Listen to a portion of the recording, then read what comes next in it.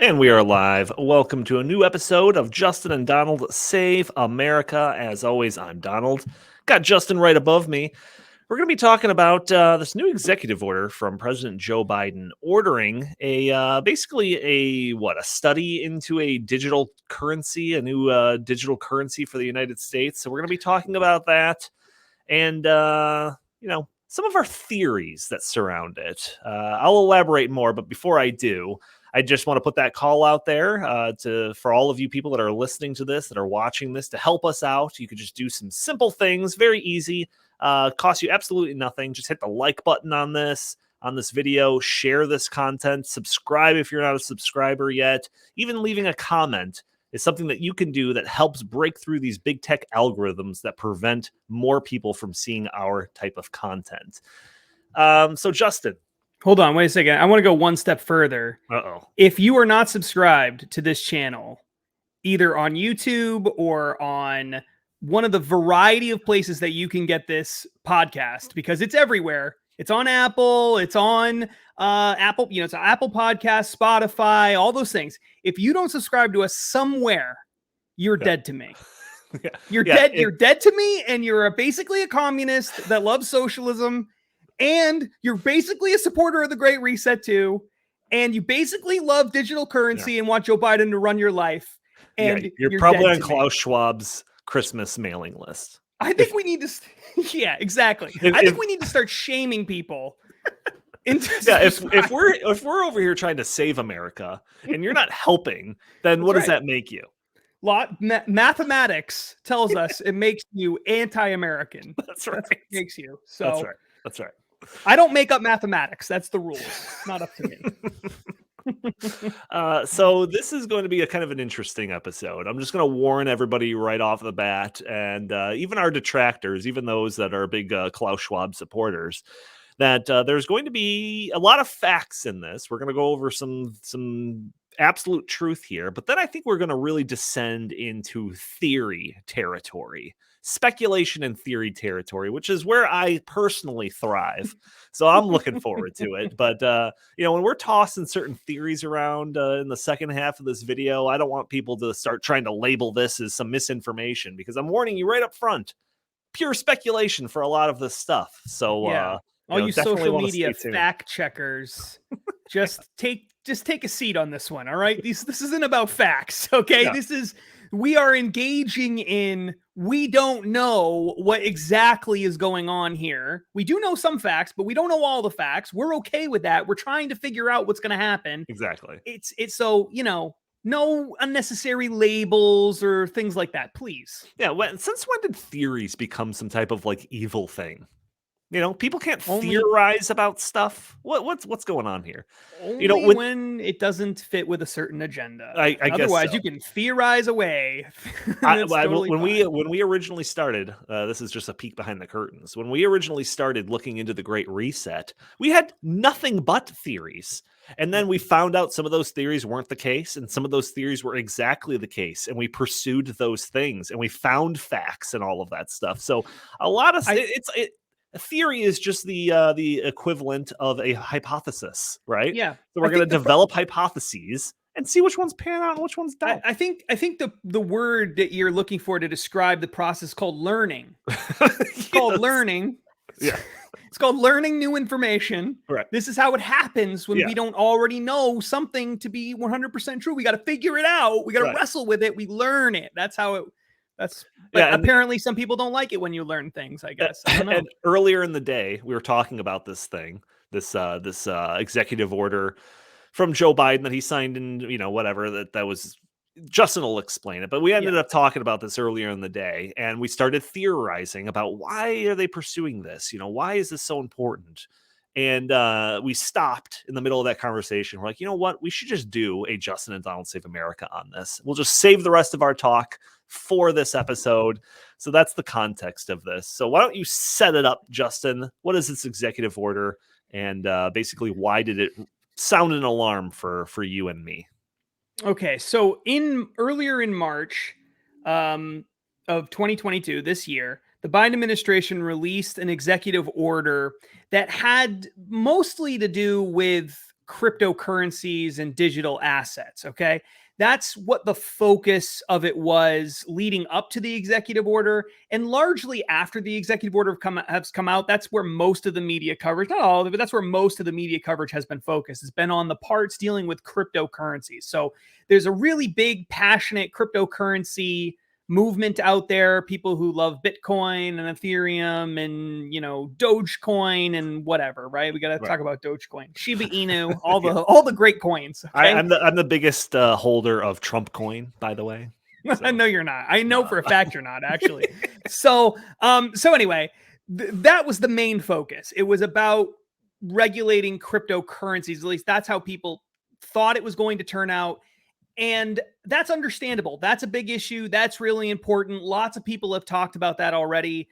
We might do something on that at some point later in the future on cryptocurrency. We can talk about all this.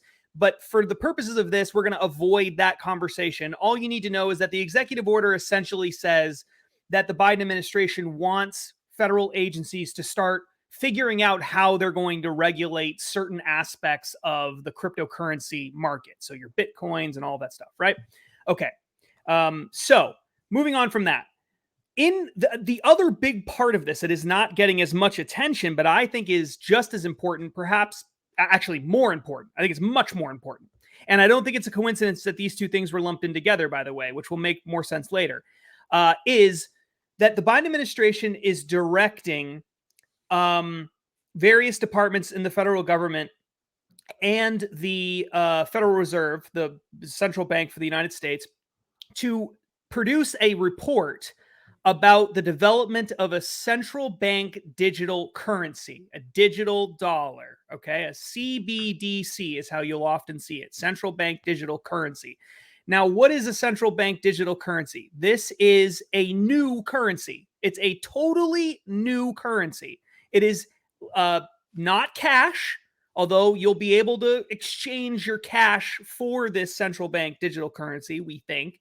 But it's not cash. It's a new currency. So for the first time in at least a half century, depending on how you want to measure it, about a half century, we have a totally new currency. That's if you think taking us off the gold standard officially is the time when we had a new currency. If you want to go back to the 1930s and the creation of the Federal Reserve System, it's like 100 years almost since we've had a new currency, right? So this is a huge deal. It's a huge deal. Whole new currency. The whole thing is going to be digital. You're not going to have any physical dollars with this new currency. It's all going to be digital currency. Now, what this executive order says is that they need to develop a report that talks about the benefits and the potential risks associated with this. The problem with that is we've already had that report. That report's been done. It's been done a bunch of different times. The Federal Reserve produced a report on that very topic in January of this year. So we don't need another report on that.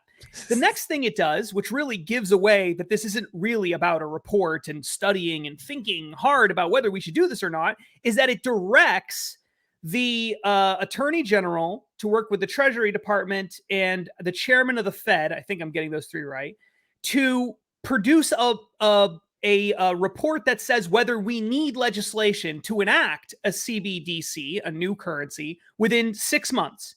And the same time as the other report's supposed to come out. And then if we do need new legislation to produce a currency, to 1 month after that, so 7 months from the time this report comes out, so October of 2022, to produce legislation that can be proposed in Congress to create a new currency. All this happening within 7 months. Mm-hmm. Now, this is super important because a digital currency is potentially programmable. It's not just that it would exist online and so therefore you'd be able to trade it more easily and all of this other stuff. Well, it's potentially programmable currency. Yeah, well, here let's take one step back from that because I will get into that and the programmability of stuff because that is lunacy territory when we get into that. But one thing that I want to say is when we were doing the work on the Great Reset and when we were working with Glenn Beck and everything on the Great Reset book, this concept of a digital currency was discussed. And back then, this is not that long ago, especially for me, it almost seemed like a digital currency, one of these central central bank-backed digital currencies and the concept of cryptocurrency were interchangeable. That's the kind of what, I don't know, I was led to believe by the stuff that I was reading. But it became very apparent in just the last few months, maybe even weeks, that there's a huge difference between a cryptocurrency and a central bank backed digital currency. And one of the biggest things that one of the biggest distinctions between the two is how much manipulation you can have in one of these currencies. Because one of the big selling points of cryptocurrency, whether it's Bitcoin or you name it, is that they're decentralized and you can't manipulate them, and it's all just like supply and demand causing the prices to increase and decrease and all of those things. But generally speaking, once it is released, that's it. That's the currency. And you could see why that wouldn't be advantageous for a country to pursue, because, you can't manipulate it. You can't just print more in certain cases. All these things is regulated by blockchain technology. So you could see how, like, the Federal Reserve, which has gotten a very bad habit of just printing more money, might actually find themselves boxed in by a cryptocurrency. That is not the case with a digital currency. In fact, a digital currency would allow more flexibility and more potential for manipulation than the currency that we currently have. So that's a big distinction that I want to make right up front with this conversation. Right. And that is a great point. Theoretically, it is possible to have a central bank backed cryptocurrency. You could have that, but that's not what's happening here. That's not what that might actually be a good thing. That'd be the closest to getting back on the gold standard that you could ever dream of. It actually is the more realistic scenario to get back to something like the gold standard. The gold standard is never going to happen again, but this might. Theoretically, you could switch to that. So yes, that's exactly right. A digital currency, it can be controlled, it can be manipulated, it can be designed. It is not necessarily blockchain technology. In this case, it's not going to be blockchain technology. We know that because in the various reports that the Federal Reserve has put out and the various statements put out by the White House and others, it's obvious that it's not going to be blockchain technology. There's no discussion of it being based on blockchain.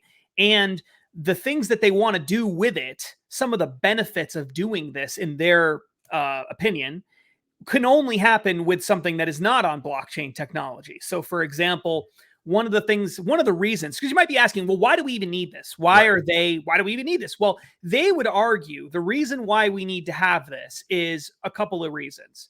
Both are ludicrous. The first is not the rapper, just in general. The first is that we need to make sure that we can track payments more easily because of terrorism.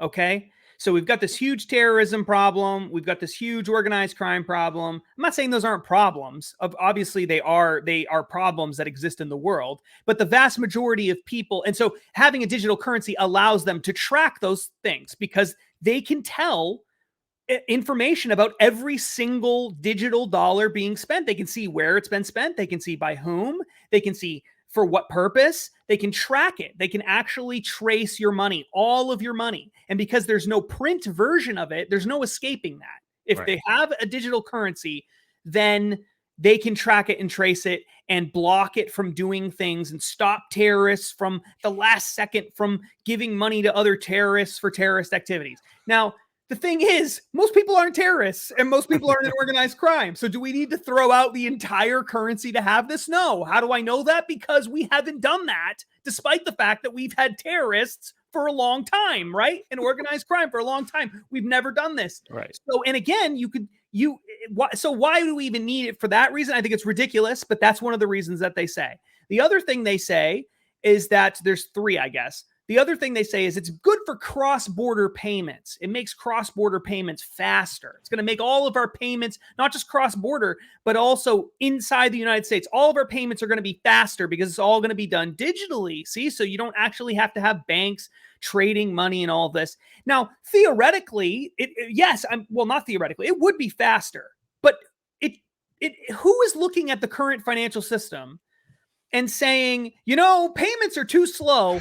Right. Who are these people? Almost no one. Maybe there's some big investors or something in certain situations where they got to wait for money to clear or whatever, then the vast majority of situations in people's day-to-day lives, everything is happening essentially instantaneously. Right. So there is no reason to worry about speeding things up. Like, that's not a problem. And the most of the money that we spend on a day-to-day basis all happens digitally anyway. They happen on our debit cards and our credit cards, and they happen between different banks. We're not actually going out and cashing checks anymore. Like, people don't pay for things with checks in person. They might their rent or something, but not most day-to-day transactions. So again, why do we need this to happen instantaneously? Why does this have to happen in this way? It's not really necessary. Nobody thinks so, right? So that's the other thing. And then the third reason was the terrorism, the speed, and what was the other one? Like inequity or inequality or something. Yeah, that's right. Access to banking. That was the one. There's all these unbanked people, they say. And by having a digital currency, we can cut down on banking fees and all this other stuff so that people can have banks. The problem is the unbanking problem is really a very, very, very, very tiny problem. There's very few people in this country who are unbanked. And surveys show that about half of the people who are unbanked don't want to be banked. They're openly saying, I don't want a bank account. Stop sending me the flyers in the mail. I don't want a bank account. They don't like the idea of having their money in a bank for whatever reason. That's their business, not mine. So none of these reasons make any sense, but these are the things that they're telling us is the reason. Yeah. So let me just kind of recap what we've presented here so far. So there has been talk about a central bank backed digital currency for a while now, and they always have these reasonings behind them that Justin just went over: the terrorism thing, the payment systems, the access to banking. Right? These are all the things, right? And it's like, even if you did acknowledge that, oh yeah, there's a problem with that, we need to solve that. Does it necessarily justify the this executive order where it's like we need 6 months to 180 days to look into this and to have a legislation proposed, and then like 1 month after that, like, we need a bill on my desk type of a thing? Like, have you ever seen the government work that fast about anything? No. And like, especially not on something that's as not important as these three items. Yeah. And I don't want to seem like callous towards, anyone that's suffered through any of these things or whatever, but like, this is the same administration that says that the world's going to end in 10 years because of climate change. And it's like, do you see them being super active about trying to get stuff passed in regards to that as quickly as this? Yeah, I mean, there's certain things, but even the things that they've tried to pass are not things that would actually stop all fossil fuel emissions within 7 months or whatever. Right. Like, they are treating this as though this is an incredibly important issue for them. Yes. Incredibly important. And that was actually something that I wanted to bring up. Well, that was one of the biggest red flags. That's what really put this on our radar. If this was just some like, oh yeah, we should, get some people together to look into this or whatever, no time frame, then it's like, fine, we would just probably ignore this, or at least put it as a footnote for some larger thing later.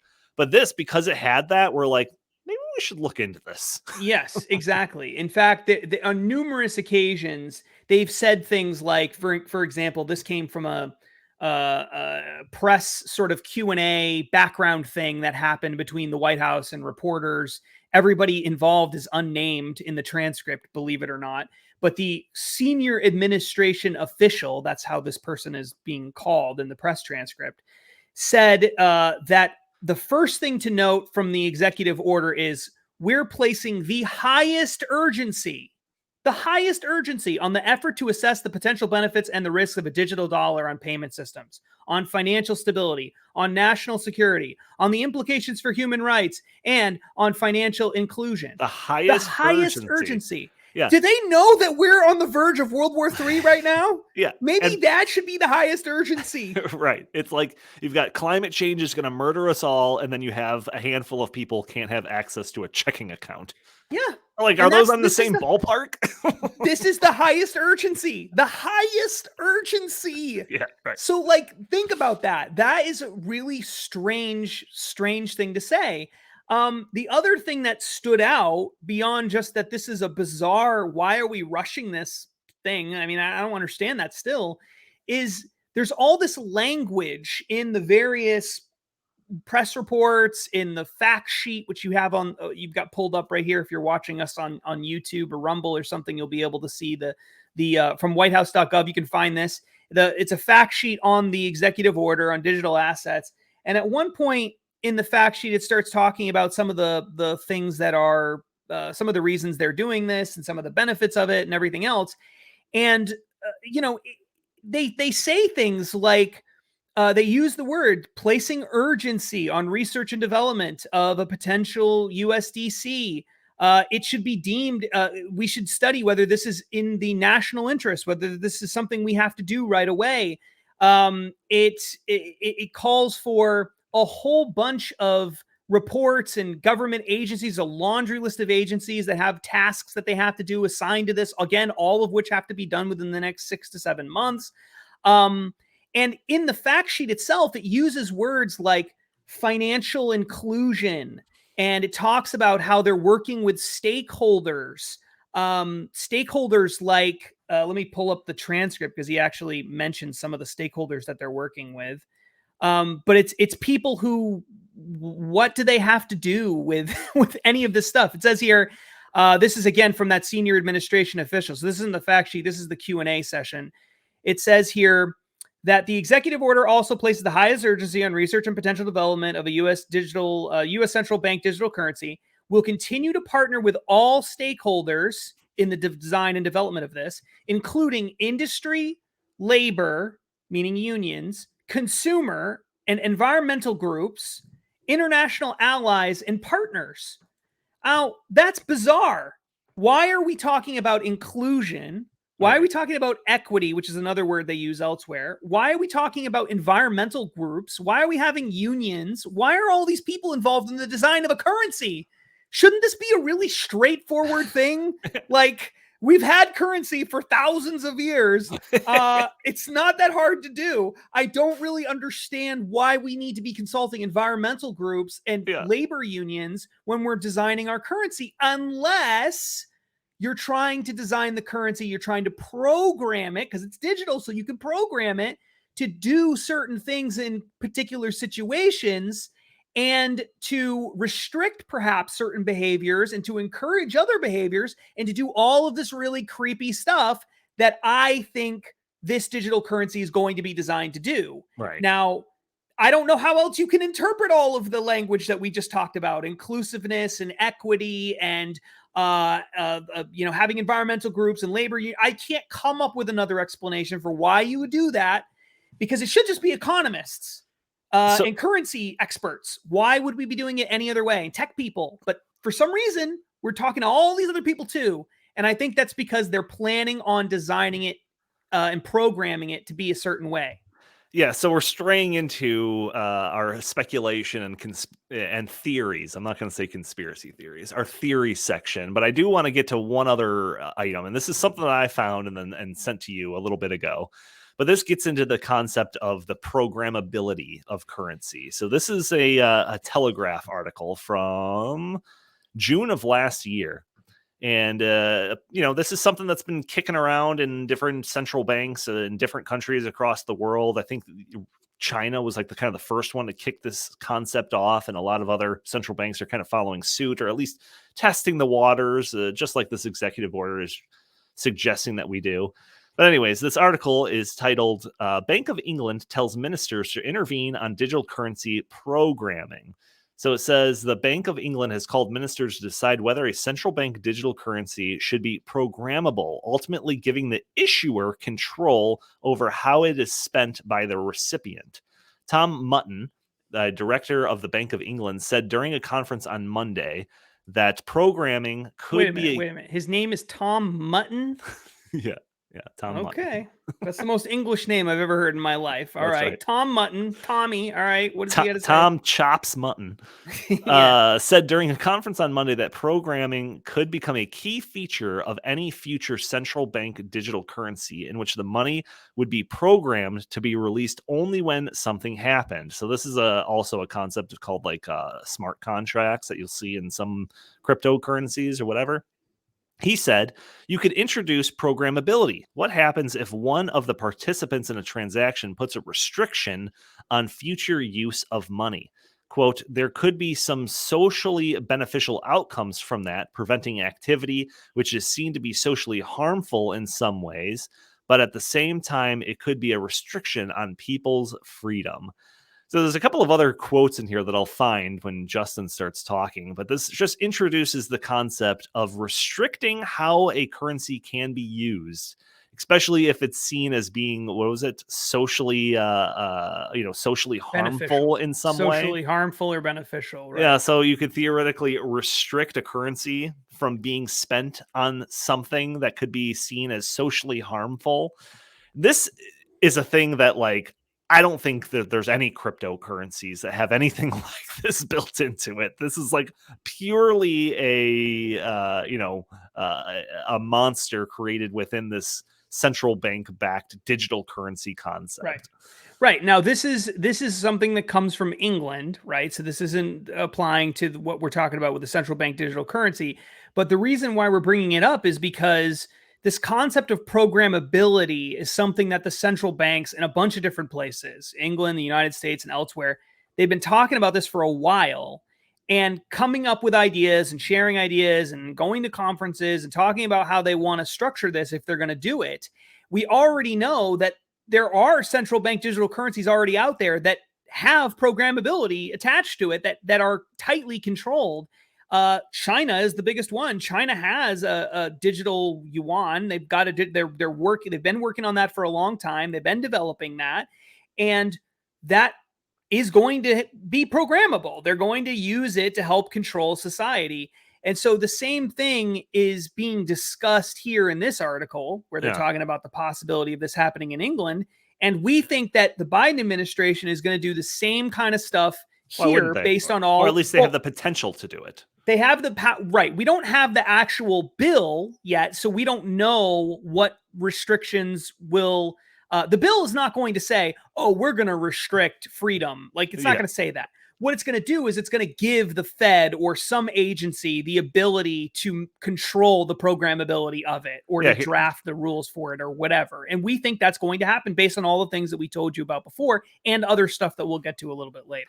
A digital currency could make payments faster, cheaper, and safer, but it also opens up new technological possibilities, including programming, effectively allowing a party in a transaction, such as the state or an employer, to control how the money is spent by the recipient. It says, where does it say? You could think of smart contracts in a way of in which money would be programmed to be released only if something happened. You could think of giving your children pocket money, but programming the money so that it couldn't be used for sweets. Now, of course, that's like the most like tame version of how this, currency could be manipulated in some way. But like, you could just imagine, especially in the wake of all the coronavirus stuff and all the relief money that's been doled out, where it's, if this money is coming from the government, then maybe it should only be able to be spent on food. And maybe it's only spent on food that's approved by whatever government agency is giving this money out. So, just those examples alone should allow your mind to just run wild when it comes to the potential that this power could have. Like, you could effectively, this is slippery slope type stuff, and maybe we're getting more into speculation territory here, but if somebody is getting all of their money from like the government, and the government says like, oh yeah, you could spend this on food, but you can't buy a gun with it. You can't subscribe to some a channel that spreads misinformation, or any number of things. The power of this is basically unlimited.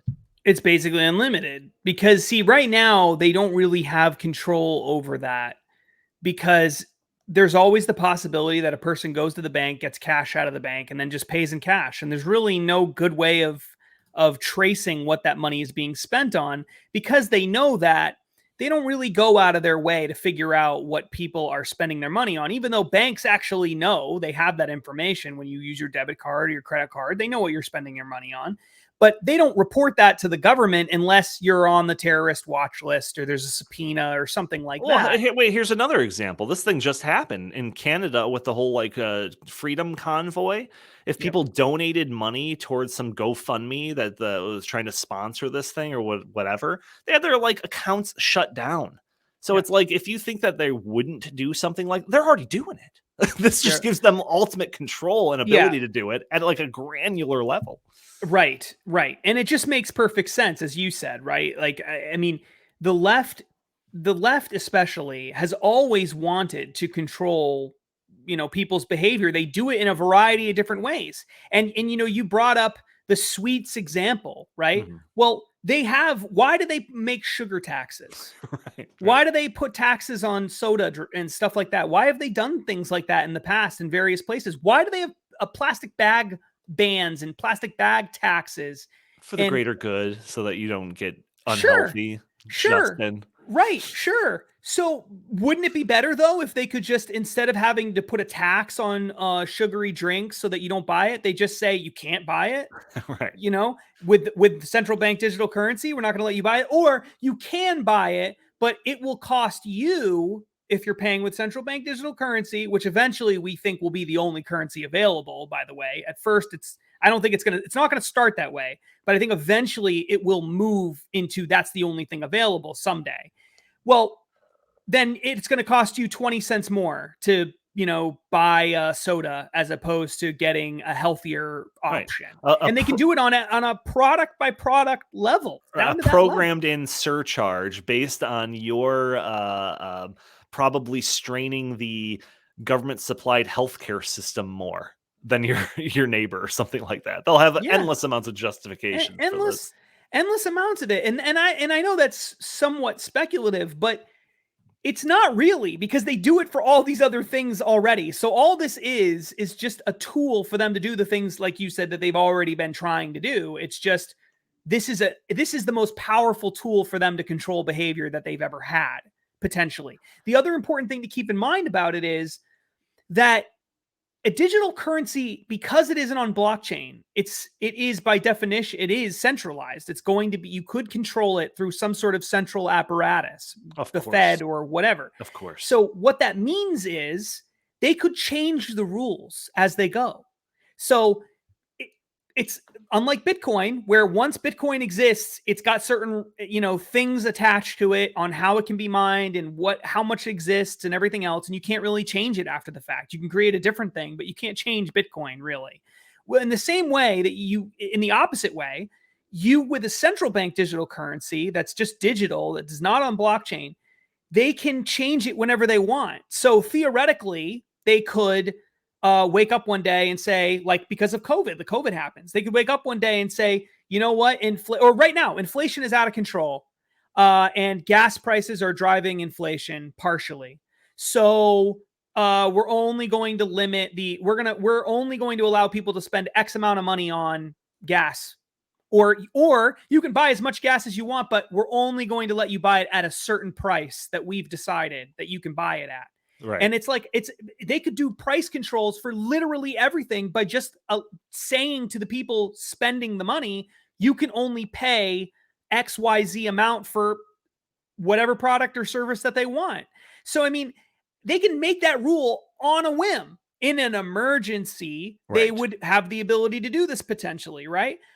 Or they could give you bonuses for, say, shopping at, I don't know, something with a high ESG score. Something with a high ESG score. Or buying from a solar company instead of buying from a natural gas company, or whatever they want to do. The rules are potentially endless. And because it's centralized, they would have the ability to change the rules as they go. So really, whatever the rules are on XYZ day don't really matter. The next day, they could be changed. Now, they could write the law in Congress that creates this, because it will probably, almost certainly, will need a law to do this.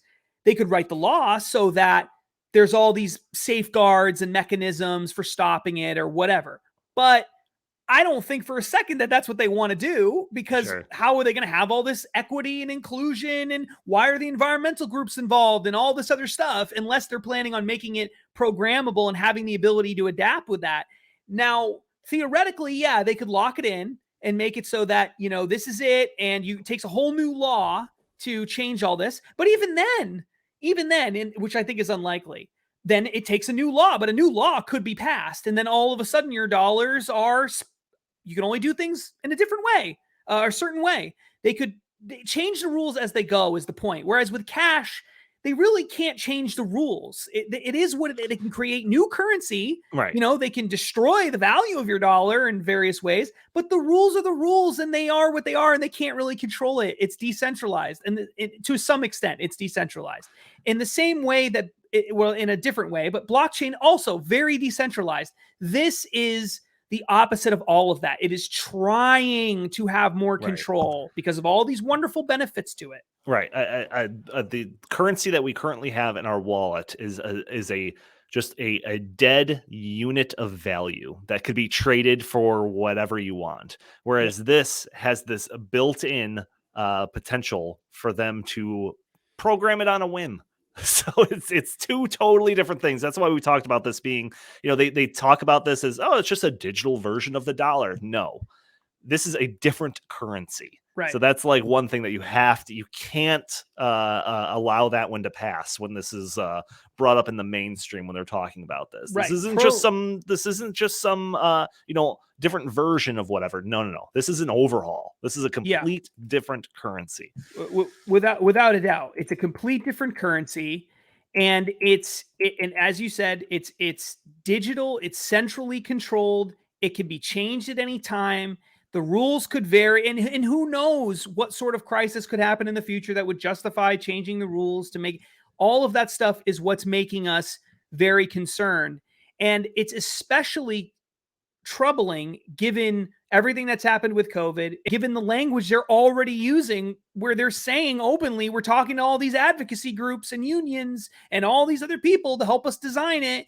And we're talking to environmental groups, and it's going to be inclusive, and it's going to have equity, and it's going to be so great and wonderful. And we're going to be able to track it, which is great because then we could stop terrorism. And it's like, okay, well, all of that means that you're going to make it traceable, that you're going to be able to know exactly what I'm doing with the money at all times, that you're going to be able to program it, that you're going to be able to manipulate it on a whim, because even with equity changes over time, right? So you got to be able to change the currency to help improve equity. It's a shifting goalpost all the time. Right. So we know that this is what they want to do because that's what it's so obvious from all the language they're using. But then this I thought was amazing. So again, if you're watching on YouTube or Rumble, and you really should be, this is an incredible, incredible thing.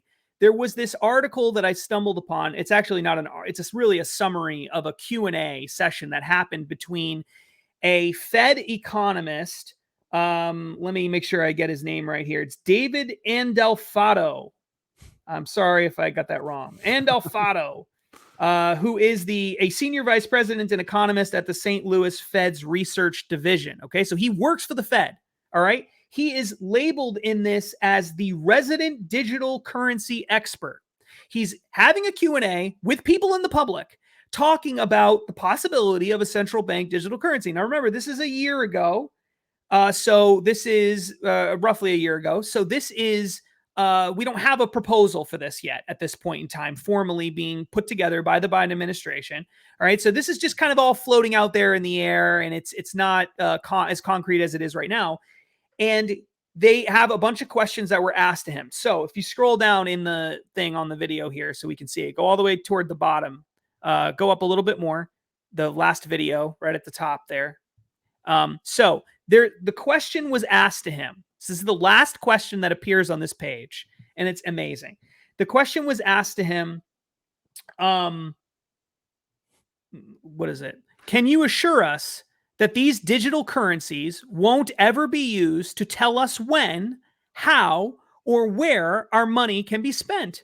Now, this is talking about the Fed. He's asking the Fed resident digital currency expert, senior vice president at the Fed, about the central bank digital currency, and this person, we don't know who this person is, just some person in the general public saying, can you assure us that these currencies won't ever be used to tell us when, how, or where our money can be spent? And before people ask, this question was not asked by Justin. It was This not was just asked by pure me. coincidence. I literally just found this like yesterday night, okay? So I had no idea that this was even in existence until today. And how does he answer? This is the most incredible answer I've ever heard. This is a very straightforward question. Can you assure us you're not gonna use this money to control us? Can you assure us that? And his answer is, I kid you not, in life, it's great. In life, one can't give absolute assurances of anything. Of anything.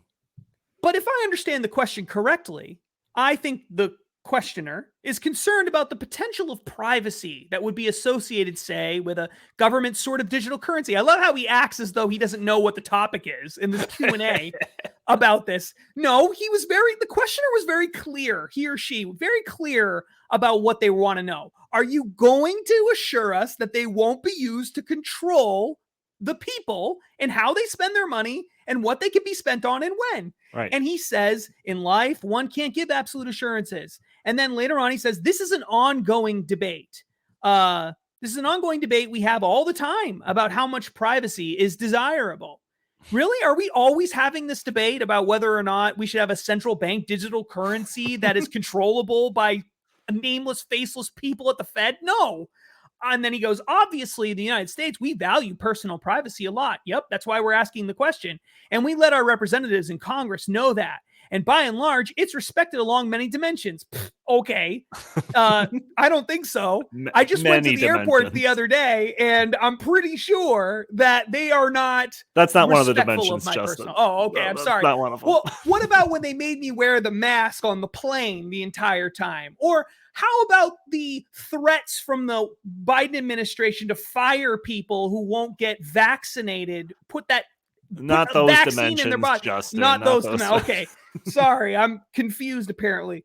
So, but he says there's a bit of a trade-off here as well, because we don't know, for example, what sort of entities might make use of these central bank digital currencies for nefarious purposes, say to finance terrorist activities, right? So we don't know. We can't have it too private. That's what he's suggesting, because if it's really private, then terrorists will co-opt it and they'll use it. So we can't have that. We might want the government to monitor certain types of transactions as well. And we see this in the anti-money laundering laws and the know your customer laws. That's what KYC means. So there's a trade-off. One can't give assurances. We're back to that. But I think we can be assured of, but what we can be assured of is that Congress will respond to the electorate's concerns.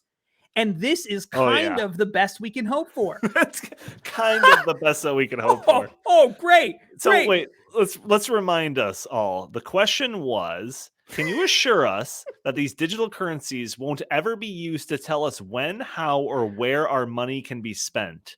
Is there one word of this that addresses that specific question? The closest... other than that last sentence. Well, Congress might respond to the concerns, maybe. I don't know.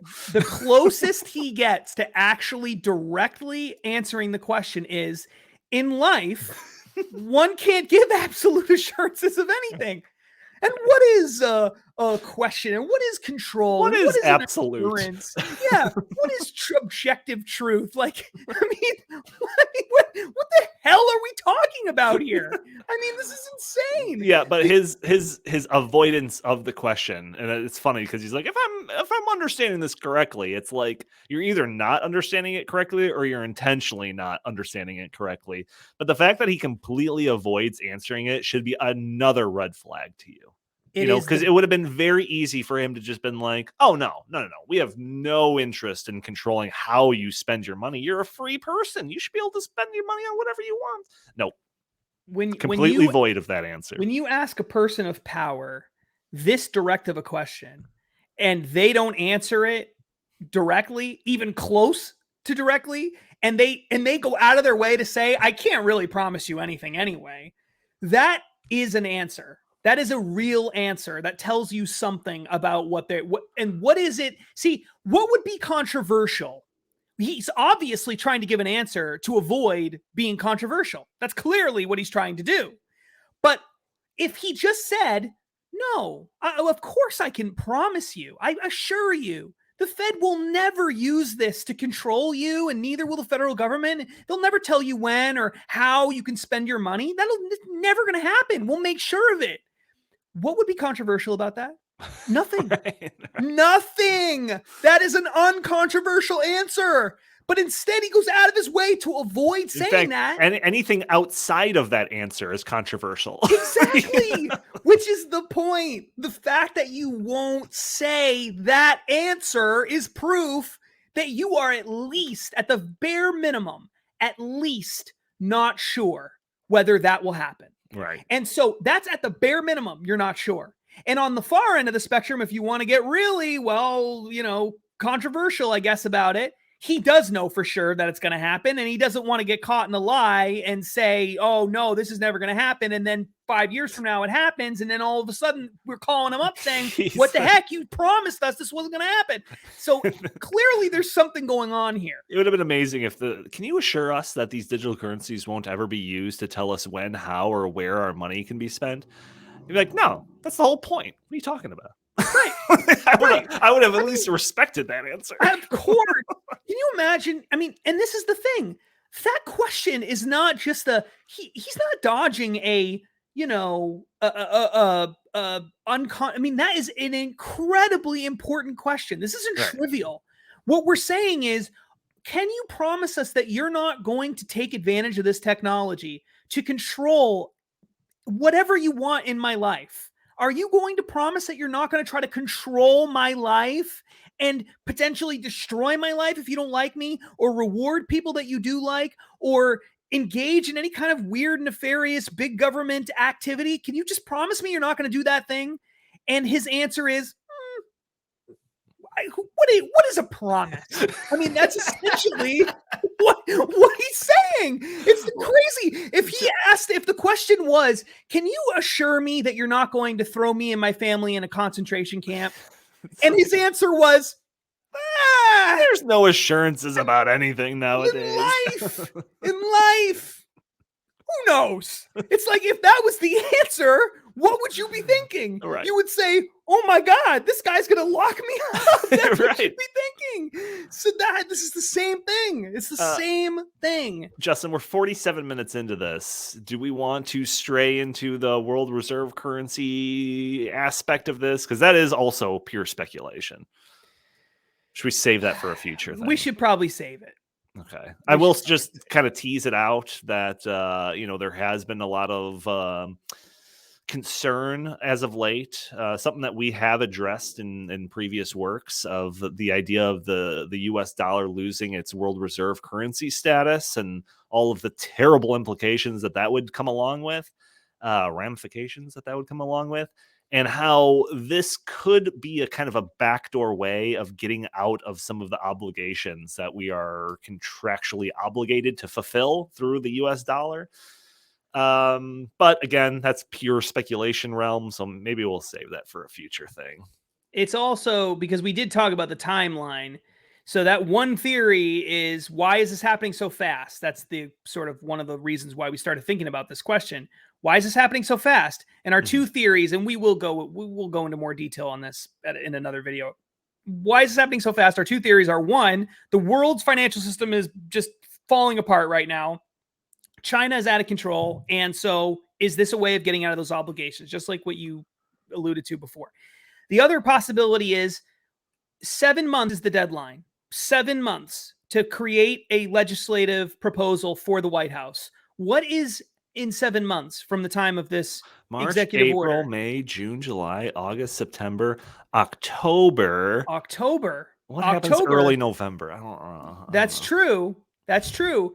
So within about a month of this bill being put together, there's a really important thing that politicians care a lot about. Elections. An election. That's right. It's an election.